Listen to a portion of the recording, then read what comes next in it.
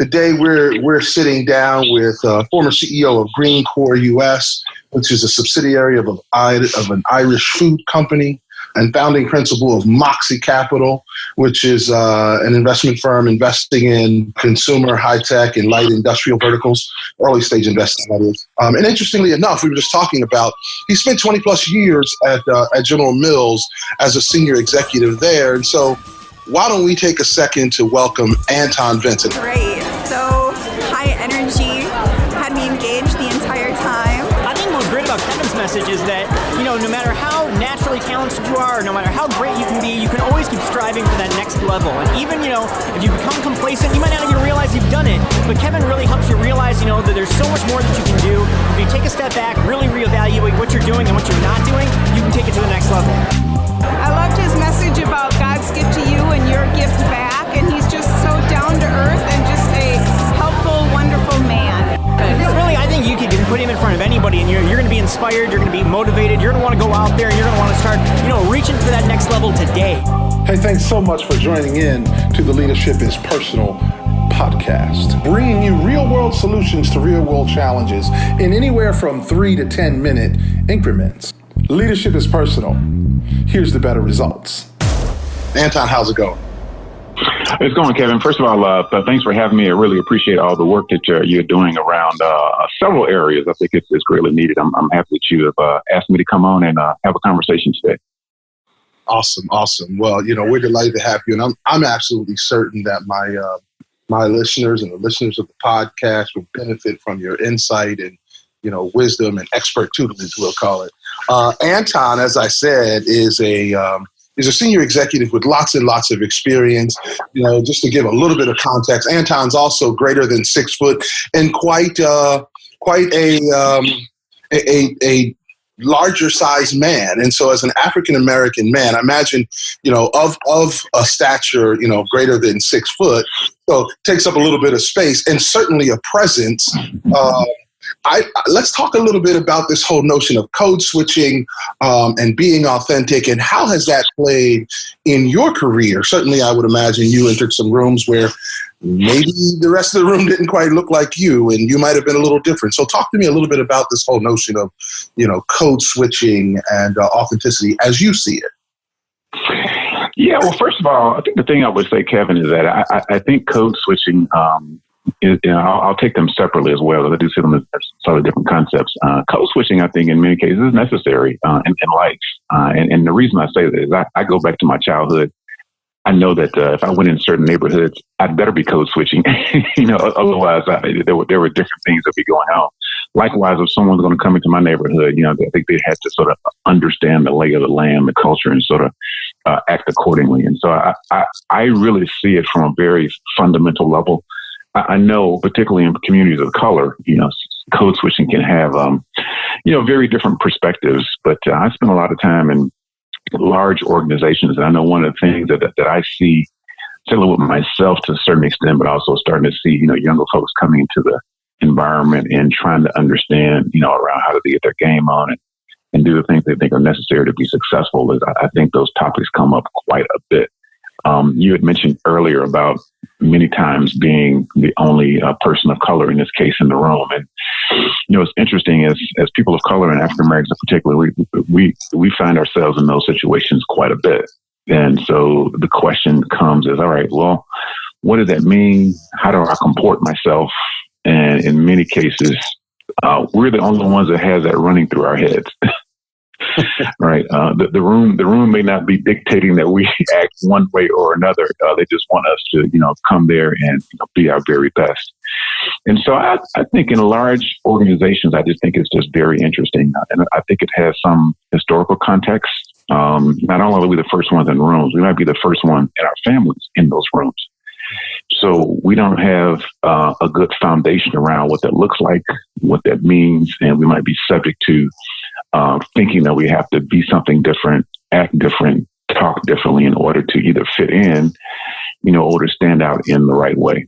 And you and I have talked about this a bit, but one of the pieces of counsel that I always give, especially aspiring executives, especially they get mid-careers, hey, it's not about being authentic. You should be authentic. We would have spent a lot of money to recruit you, to retain you, to develop you, to get you sort of to successive levels.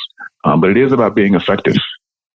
And, whatever you think about authenticity as it relates to you as an individual, whether it's your culture, your gender, what have you, it is about being effective. I have seen a lot of people come into environments of all types and really want to stick to being themselves, whoever they thought they were. But sometimes doing that may not be an effective type of situation. And so I know that I have spent a lot of time analyzing my own behavior and making sure that I am bringing my full self to every situation and being authentic as what authentic means to me. But ensuring that I understand my context, I understand my environment, and making sure that I'm being effective within my authenticity, if you would. Gotcha. So if I were to parse them a little bit, I think what I'm hearing you say is the first thing you have to look at is what is it going to take to move the needle in order to be effective.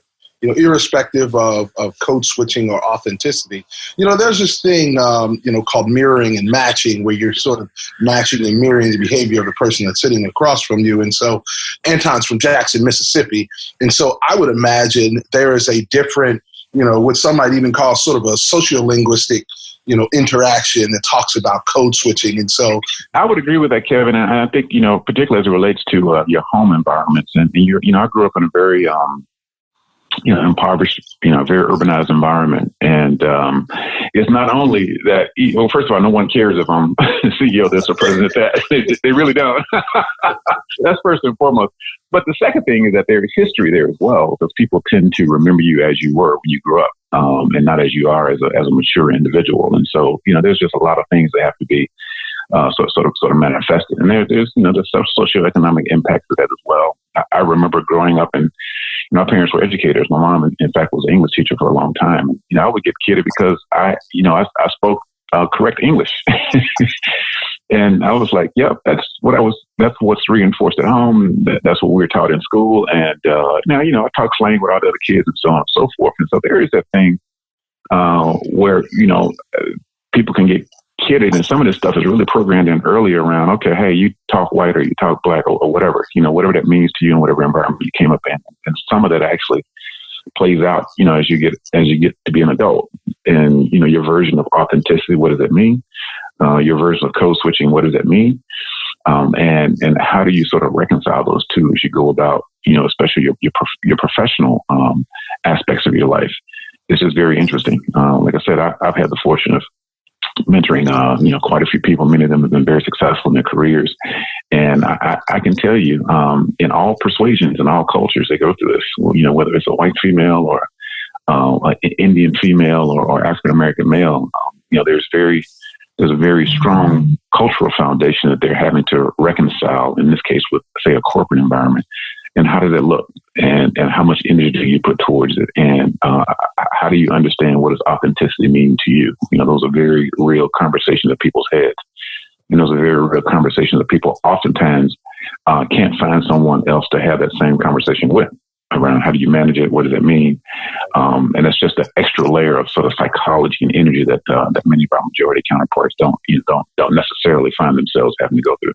Yeah, I think it's quite honestly, I think it's a difficult thing. I think we waste a whole hell of a lot of synapse on trying to figure that out as we try and navigate this thing called, work life in corporate America or in business. And so, oftentimes, and it's a bit about, it's a bit around where I struggle because, in some instances, I almost feel like we do ourselves a disservice in some instances. Now, let me back that up and simply say that, I don't think, I will tell you in our interactions, I don't think either one of us has used anything other than the sort of King's English, if you will. You might throw an ain't in there, but other than that, I would say that, maybe a few, Kevin. Yeah, just a couple. But I would say, by and large, the way that I heard it too, right? You talk white, whatever the hell that means. I personally don't know that there is such a thing. I don't think, let's call it white men, think about it. Mm-hmm. I don't think they necessarily look in the mirror. As I look in the mirror, I'm going, I'm an African-American man. And that might be my lead statement, as I describe who I am.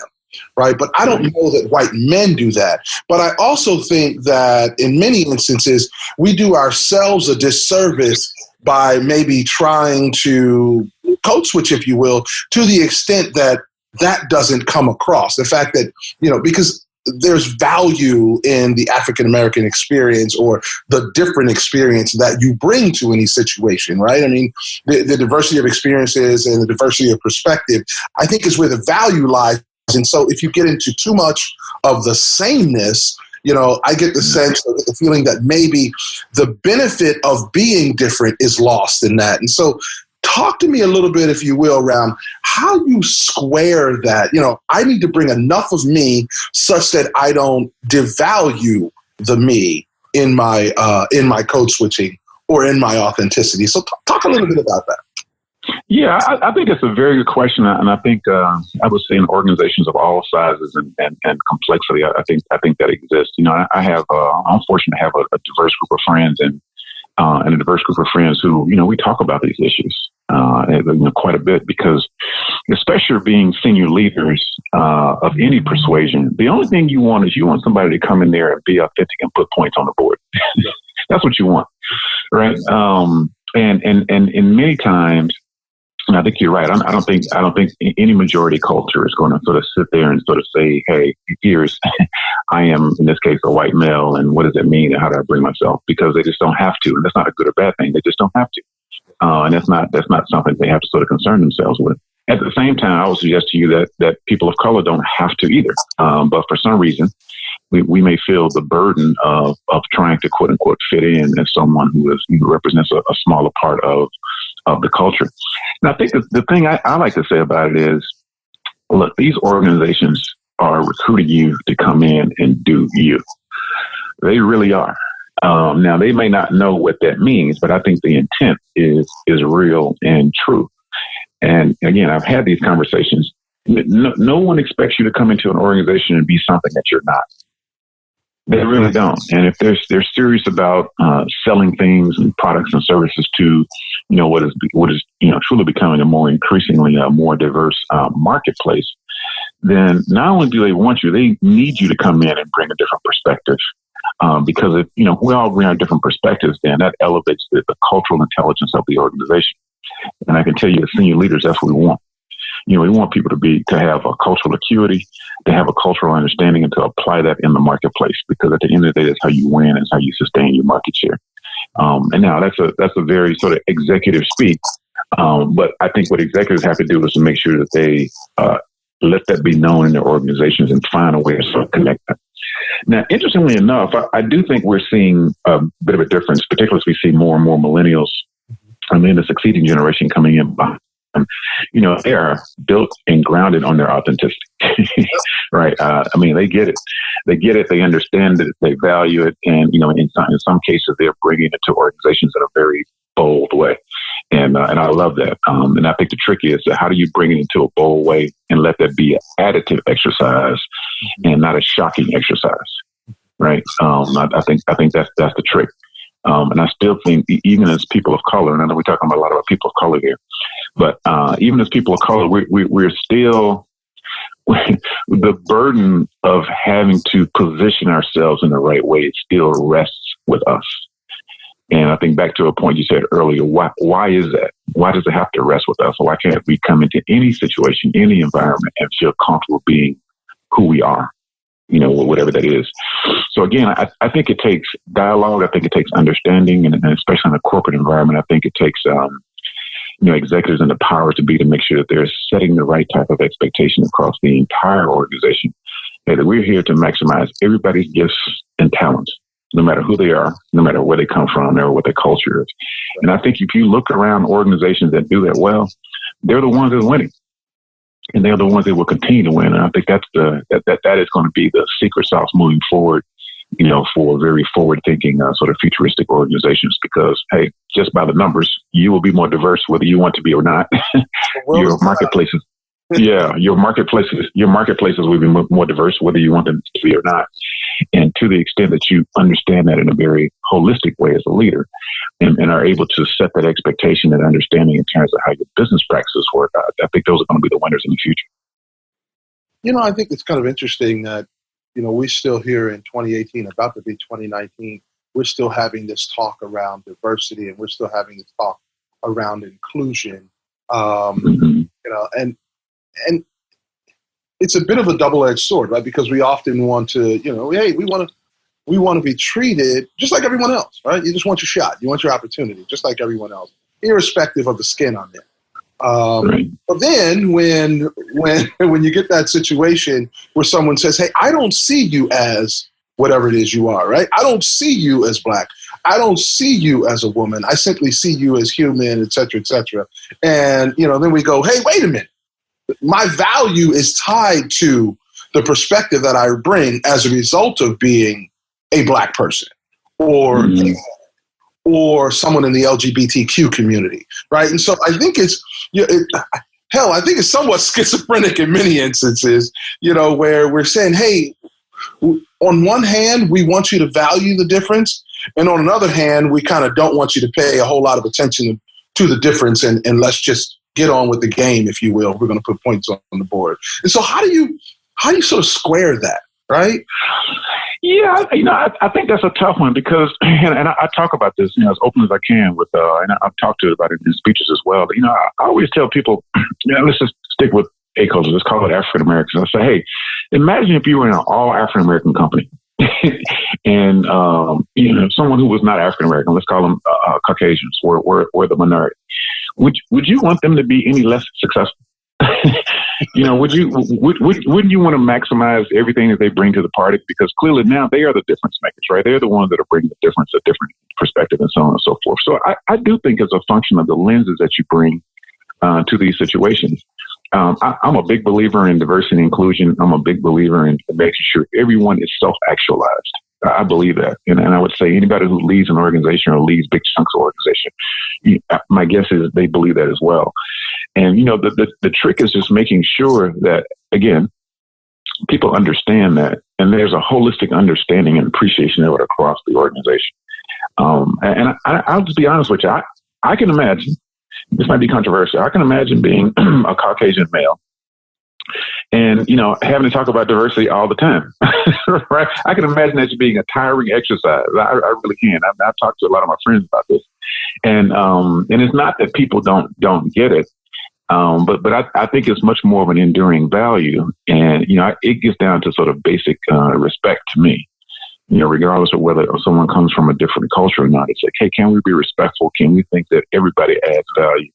And can we all get in the same boat, rowing in the same direction, knowing that we have different things to offer because of our differences? That's the beauty of diversity and inclusion to me. Again, I think for those organizations who understand that, understand that that's the foundation of it. And at some point, it really is about your value system around how you value people, period. And that translates to all types of people. I think those are the ones, again, that are going to win, that understand it and will have, all the things you want to have in a corporate and organizational situation. I think the challenge that we face, though, is that the very notion of the necessity of diversity and inclusion is rooted in the notion that difference is worth less, right? That difference that you bring means you don't measure up, or that difference that you bring is devalued, if you will. So the challenge there is that we want to get to that place, but it has a foundation of being worthless, right? Not worthless, but worth less, two words. Yeah, no, I think that's a good point. And I think especially for, younger people coming into especially larger corporate environments, part of it is, hey, people are spending a lot of money to get your internships and bring you on campus, bring you, to the organization and to recruit you. And then you sort of hit, you hit the big time, and you may or may not feel that love once you get there. Yeah. Right. And so what does it look like? It was like, okay, look, you have been courting me as you should have, as you would, court any type of talented person.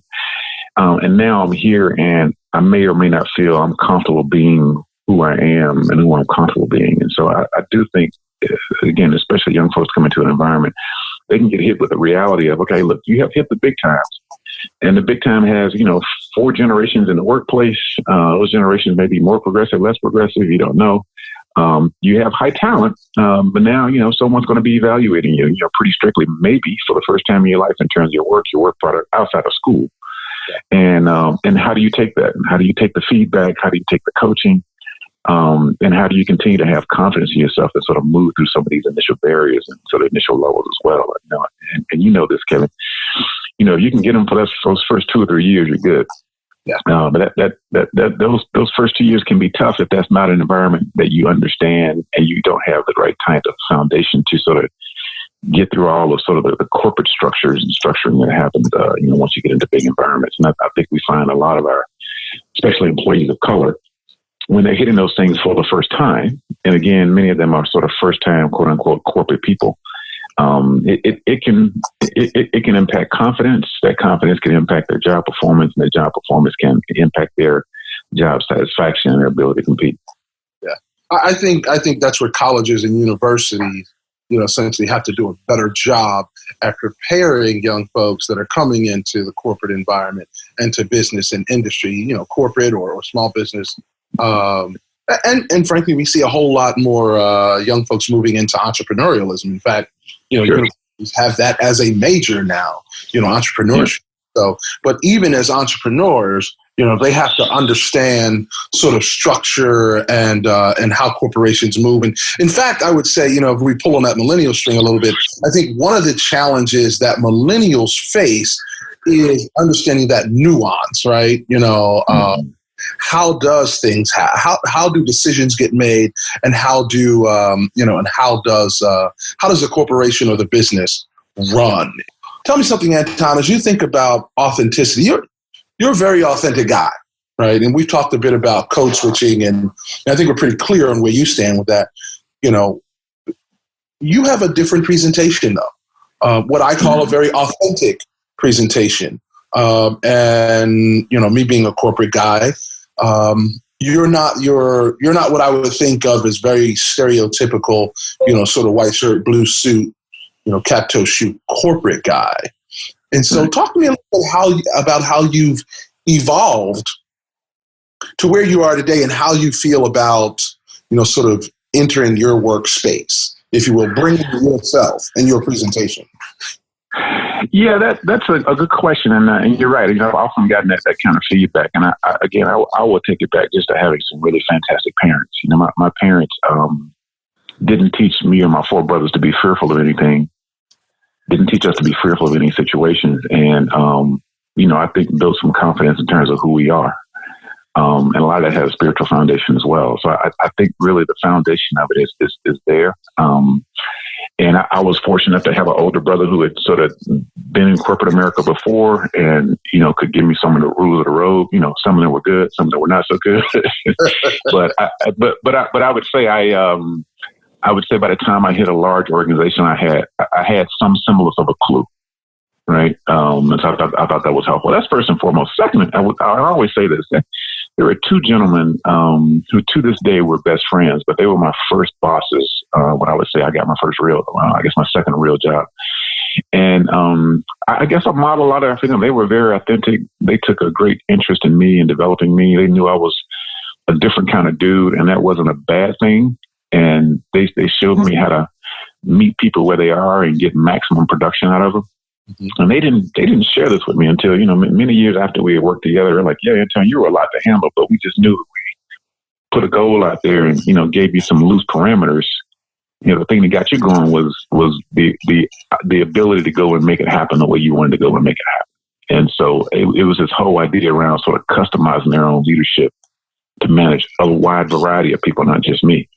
And so I've always tried to ascribe to that. And I've always tried to create the types of environments where, whoever was in my group, they felt like they can go and kill it. That's the kind of cultures that I wanted to create. I don't care who you are. I don't care where you come from. I don't care how you identify yourself. I want you to feel like you can come here and do great things. And my job is to give you some vision, some structure, and some strategy and some resources, and let you go make it happen. And I think that has been, call it secret sauce or not, but I think that's been a part of my secret sauce in terms of how I try to create teams and create cultures. I think it's very important. I think it's going to be more important as we bring, so many millennials and the following generation sort of into these workplaces, because they're going to come in more competent. They're going to come in with great skill. They're going to come in technologically advantaged than sort of most of the people that come into the workplace with. And so their whole idea of work and how to be productive could be categorically different than most of the people in the workplace. And sort of how do you accommodate that? And how do you maximize that? I think is the biggest piece of it. But I think for me, how I try to do it is I think I've been resolute in who I am. I have gotten better over time in making sure people have a good understanding of me. I don't like to call that onboarding, but I guess for lack of a better phrase, it's onboarding. So people have a real personal understanding around who Anton is and what I value. Not that they have to value the same things that I value, but at least they have a starting point with me as a leader.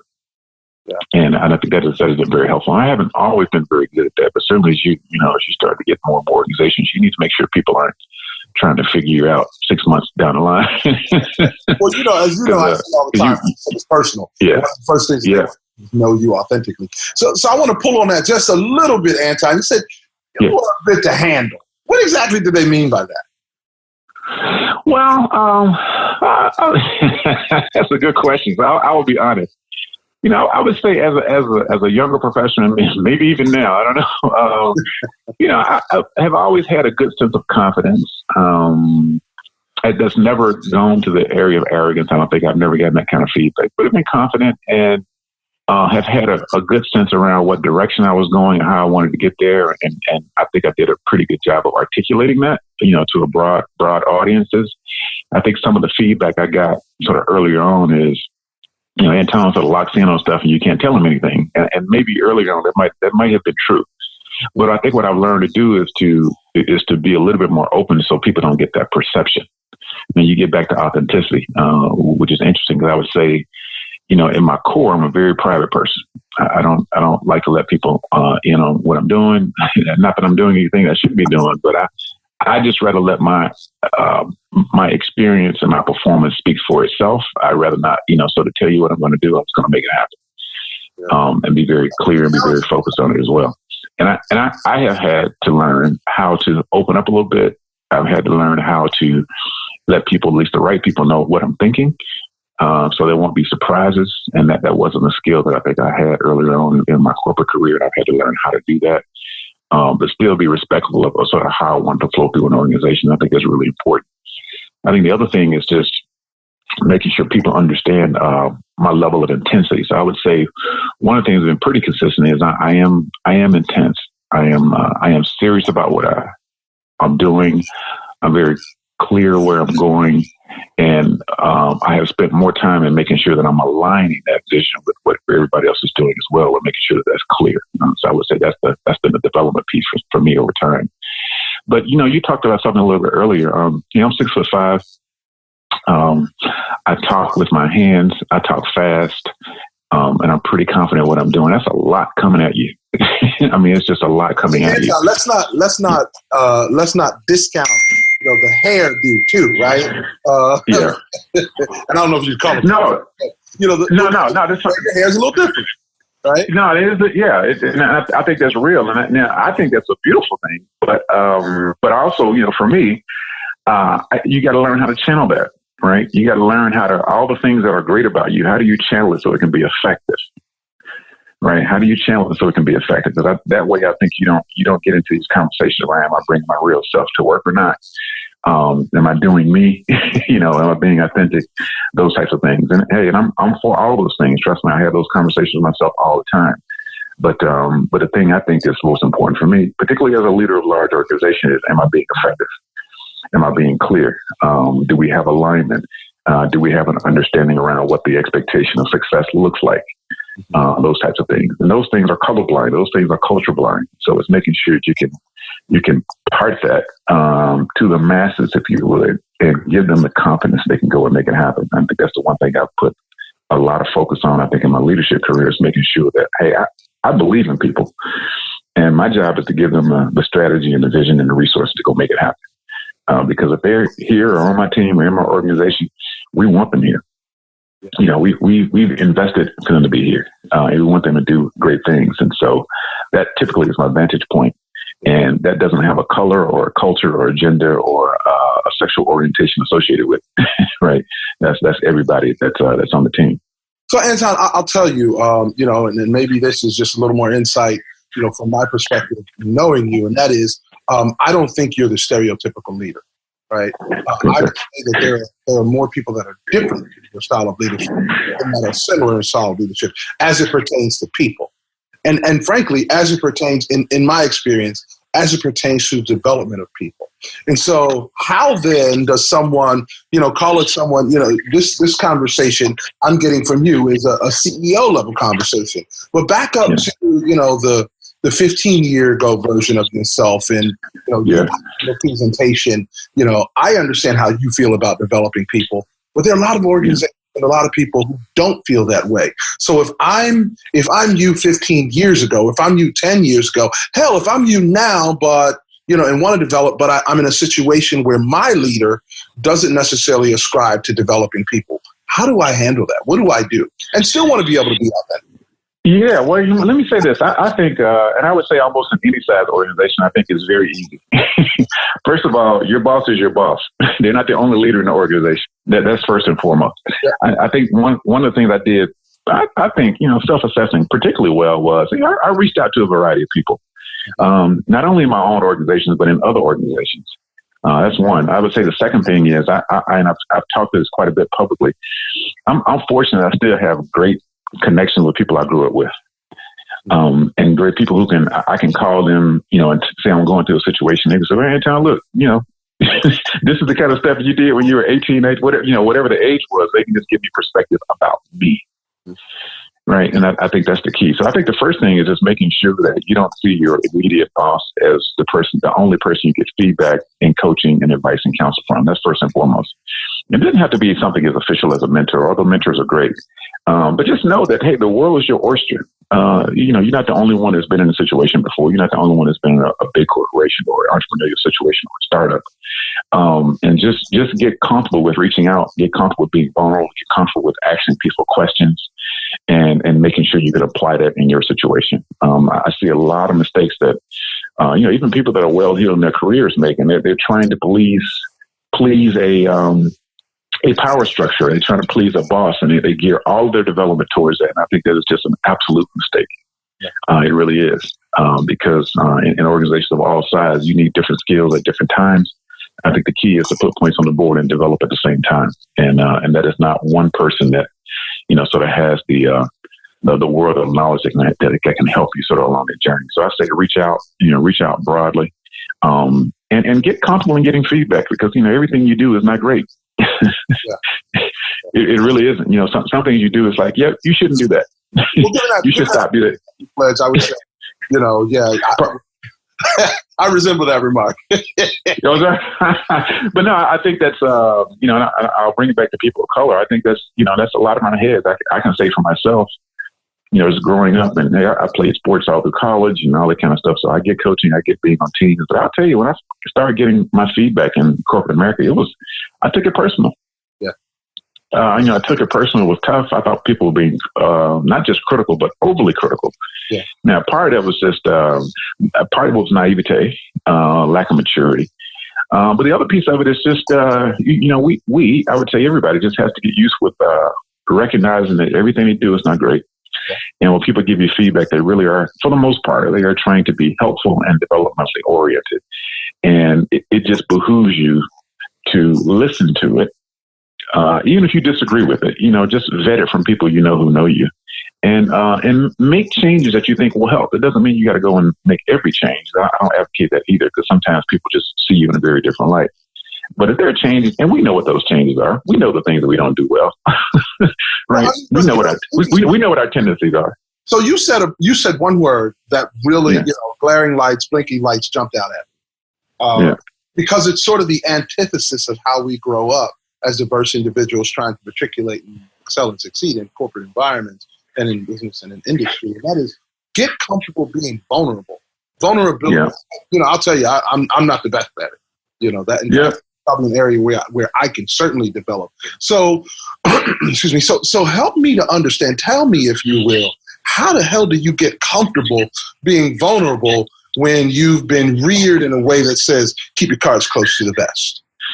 Yeah, well, I would tell you that is very difficult because, just full disclosure, I have issues with that today. Just to be honest with you, and I'm pretty sure a lot of it is rooted in how I grew up. I'm pretty sure it's rooted in where I grew up and to some extent my ethnicity. I have no doubt about that. Because as an African American male, you don't want to show weakness. And as a leader, depending on how you've been socialized, you don't want to show weakness. You don't want to show that you don't know anything. You don't want to show you're not up to speed. So it's just, it's just this fallacy of being perfect, to be honest with you. And so, time and failure teaches you that that's not a good way to behave. And I'm not suggesting that we have to open ourselves up to the world and sort of say, woe be unto me. But I am suggesting to sort of say, hey, we got to give ourselves a break and recognize that we are not perfect and recognize that perfection is not the objective. Mm-hmm. Perfection is never the objective because, the world is too dynamic.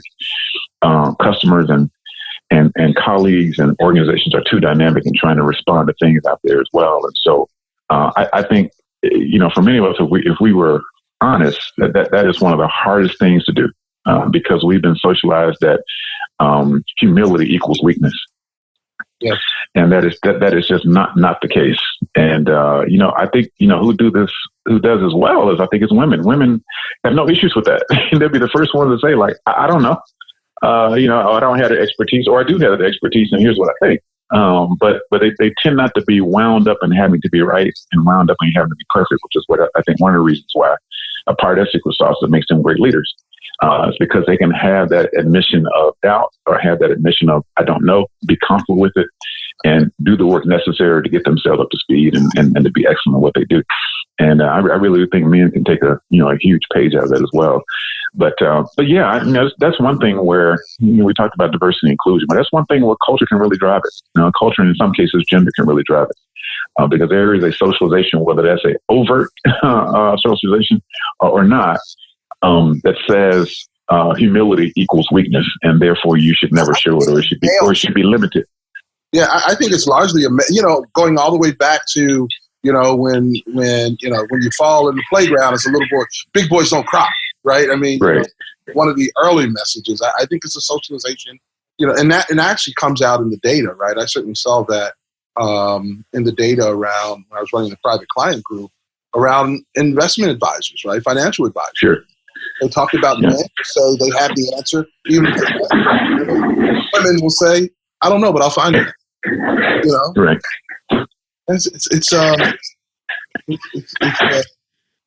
Wow. It's interesting, Yeah. Vulnerability. That's a big one, right? I mean, I think that's going to take some, in some instances that takes re-socialization, right? Because if you back up to what you said early, was you played sports, right? Yep. And Lord knows you better not show any vulnerability when you're playing sports. For right? sure. No. But I will tell you, I think, and that's why I think failure is such a great teacher because, you either got it done or you didn't. That's the beautiful part about it. And if you fail enough, and if you have any level of success, you will fail.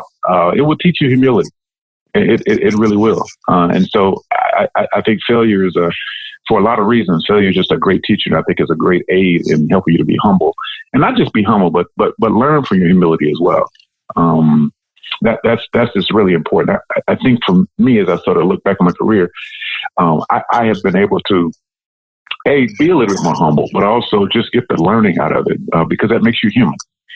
And when you're human as a leader, you have a better opportunity to connect and develop, and people can feel comfortable that, hey, look, if this guy can be humble and learn from his mistakes, then I don't have the pressure of being perfect. I still have high expectations, but I don't have the pressure of being perfect because I can see a leader, who was honest and transparent around their experiences and still trying to learn from them. Well, Anton, tell us when you got it wrong. Give us an example of maybe when you got it wrong. Yeah, boy, I got it wrong so many times, Kevin. Let me just pick one or two. I don't believe that, but okay. Yeah, no, trust me. I think one time, we, I won't name the product, but when I was at General Mills, we had caught into some technology that was really, really, really interesting, something we had been trying to crack from an R&D perspective for a very long time. We were finally able to do it. I had an R&D director that I would say we saw things similarly. We were very aggressive. And we got the technology. We developed this whiz-bang new product. We put it out in the marketplace. And it was like an overnight success. And we ended up having to pull it out of the marketplace because we were not satisfied with some of the safety aspects of it. The product never hurt anybody to a significant degree. Yeah, it was a microwave popcorn, so we're not talking about chemicals here. But we had to make a decision that we saw the success on the horizon. We saw the tremendous, almost immediate market uptake. Consumers were liking it. It was a technology that we would have been at least 10 years ahead of our next competition before they figured it out. And we had to make a decision to pull it. And we did that. And so that may sound like a success, but I think I think the part of it is that we just, it was something we should have seen, right? And the beautiful thing I can say about General Mills anyway is that we pretty much have a zero tolerance when it comes to quality and safety. And so even though anybody who would go back and analyze it and say, hey, look, you could have gone either way with this one, we ended up pulling out of the marketplace. And so the mistake wasn't pulling out of the marketplace. As a matter of fact, that was the right thing to do. But I think the mistake was just exercising a little bit more due diligence. We probably could have modeled it a little better. And knowing our standards at the time, we probably would have made a decision to continue to develop or to kill the project. And so, we ended up doing something great, solving a problem, but I would say not putting the level of diligence we should have done during the development phase. And got it out to the marketplace and in a very competitive environment at that point. So I would say I would characterize it as a mistake because we learned something, we had to pull it back, which in marketing world that's a big no-no and it costs a lot of money. But I think the learning was you go back to authenticity of values. We were in the construct of a company and the construct of a group of people that said, hey, we see the commercial opportunity here, but we're not willing to take this kind of risk to damage the brand or damage the company. And so we're willing to go out into the marketplace and pull it back. And so I think there was a silver lining then. Wow. Anton, I'll tell you, I could sit here and talk all day, but I don't know that our listeners will listen all day. This has been absolutely phenomenal. The one thing that I would ask you is if you had to give just one piece of advice to someone that's either coming along or someone that's, call it 10, 20 years in their career and they're looking at the next 10 years, what would that piece of advice be? Yeah, I'd say I give two pieces of advice. So the first thing I would say, and I think this has been my ideology for all the time, take the big shot. You're going to come across a few things in your career where you got to make a decision where it's risky, but I'm going to do it, or it's risky and I'm not going to do it. Trust me, you will have those. You may have multiple of those. So I would say take the shot. I have never regretted any big shot that I've taken in my corporate career because my batting average is very high. Now, that's not to say I was perfect, but I think I benefited from that. I think the organizations I was working for benefited from my ability to understand risk and go after it. So I'll say this first and foremost. The second thing I would say is just get to know a variety of people. First, I think you have a better time at work, whether it's your own company or a small company or a big company, doesn't make a difference. Get to know a broad group of people because this world is a diverse world by design. The business parts are becoming more diverse. Obviously, we're obviously much more diverse marketplaces and customers. But I just think that the ability to understand people in all dimensions, all ages, all life stages is just it's a rich life experience. And I think that rich life experience can make you become a better professional, a better leader, and hopefully a better person. Well, Anton, I thank you again for joining me here today. I know that I walk away from this call being better, and I'm certain that the listeners will have the opportunity to be better once they hear it. If you join us here each and every week, you'll get a tidbit of information and insight that'll help you be the best version of yourself. Come back next week. Be sure to join us on Facebook within the Facebook group. Check us out on Twitter and on Instagram. Kevin D. Wright. Look us up. Check us out. Link to us online. love to hear from you. Unlike some of the other podcasts, I want to hear directly from you, and I will answer your question. There's no question too tough, so together we can solve it. Stop back and tell a friend. Leadership is personal. Here's the better results.